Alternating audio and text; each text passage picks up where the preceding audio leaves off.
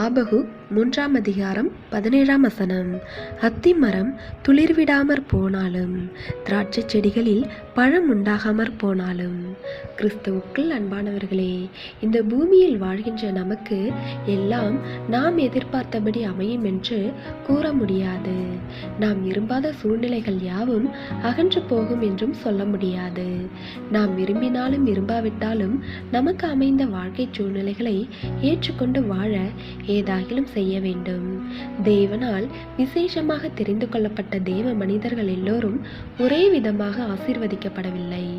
உதாரணமாக, ஆபிரகாமை வெள்ளியும் பொன்னும் மிகுந்த செல்வ சீமானாக வாழ வைத்த தேவன் அப்போஸ்தலனாகிய பவுலை செல்வ வளமற்ற சாதாரண சூழ்நிலையிலேயே வாழ வைத்தார்.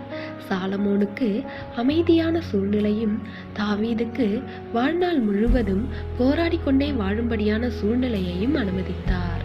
அவர்கள் எல்லோரும் தேவன் கொடுத்த வாழ்க்கையை அப்படியே ஏற்றுக்கொண்டு திருப்தியோடும் மனரம்யத்தோடும் வாழ்ந்தனர். அதற்கான கிருபையும் பலனையும் தேவனிடத்திலிருந்து பெற்றுக்கொண்டனர்.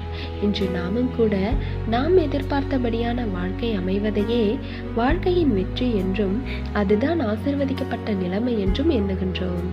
ஆனால் அப்படி அமையாமல் போகும்போது ஏன் என்னை இவ்விதமான வாழ்க்கையை வாழ வைக்கின்றார் என்ற கேள்வியை கேட்கக்கூடாது.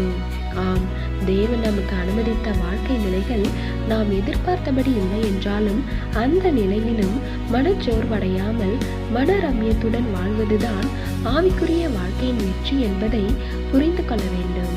அப்பொழுது நாம் கர்த்தருக்குள் எப்பொழுதும் மகிழ்ச்சியானவர்களாக இருப்போம்.